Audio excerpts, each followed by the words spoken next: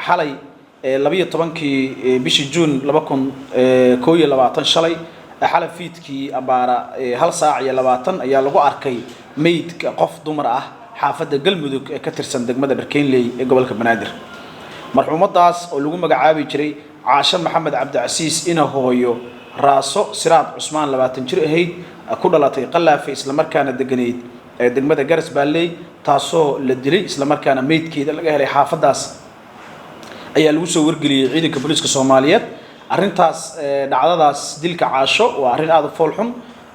qoyskii eheladii iyo qaraabadii ay ka dhimatay Caashana waxaan leenahay inna lillahi wa inna ilayhi raaji'uun ilaahay iyada naxariistii janno ha siiyo qoyskeedii iyo qaraabadii dadka ay ka baxdana samir iimaan ha siiyo hogaanka baaris dambiyada ciidanka booliska Soomaaliyeed waxa socda baaris arinta lagu kurgalayo walow eedeysanihii ilaa hadda aan gacanta lagu haynin laakiin ay socdaan baaris iyo dabagallo la xiriira arintaas sida horeba dhowr jeer u dhacday ciidanka booliska Soomaaliyeed falalka noocaas oo kaleeta ah dabagallada iyo la dagaalanka ka hortagga iyo ka dabatagga falalka noocaas markay dhacaan dhowr jeer kala duwan waxaan u soo qabanay eedeysanayaashii falka ku lug lahaa dhowr jeer hore waxaad ogtihiin in kiisas xamar ka dhacay oo eedeysanayaashii ay baxsadeen gobolada laga soo qabtay kiiskii u dambeeyay ee gabadha degmada Wardhiigley ninkeedu uu ku dilay saasoo kale gacanta lagu soo dhigay waa la wadaagnay bulshada Soomaaliyeed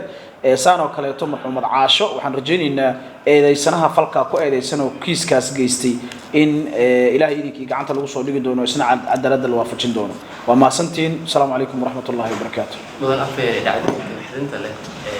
oo ku soo badanaya xaasimada bulsho booliisku uu qabanaya qorsho ah waa mahadsantiin Haajir annaga sideedana waajibaadkeenu waxa weeye ka hortagga iyo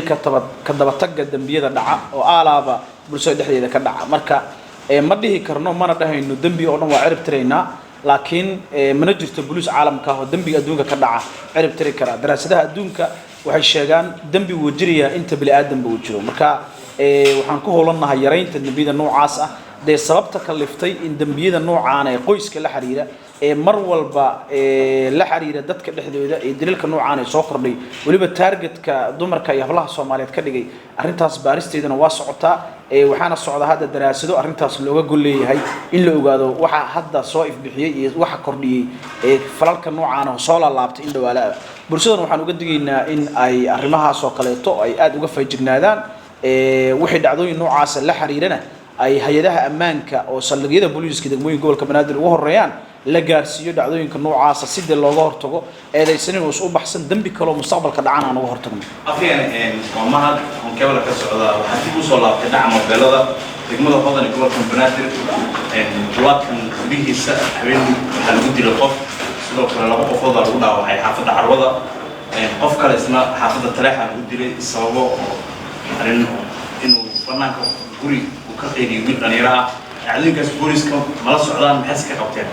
waa la soconaa oo dhacdooyinka dhaca waajibkeenaba ka mid ah sidaan hore u sheegay ka hortagga dambiyada intaysan dhicin iyo ka dabatagga markay dhacaan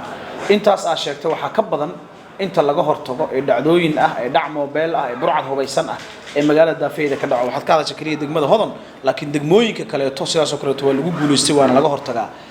yaqshida u dambeysay howlgalo laga sameeyay oo burcad lagu la dagaalama jira waxa jira Dharkeenley howlgalo saas oo kale burcad lagu la dagaalamay howlgaladaas waa jiraan marka waa runta waa dhaceen waana lagu howlan yahay in howlahaas la cirib tiro ama la yareeyo intikraankeenna ah ilaahay idinkiisana waxaan rajaynaynaa sidii dhacdooyinkan ay u kordheen inaan saas oo kale la dagaalan fiican ka sameeyno dhacdooyinkaas laga hortago howlgaladan waa socdaan asbuucyada nagu soo foolanay insha Allah kiisas noocaas iyo natiijadooda iyo tirakoobkooda waan la wadaagi doonaa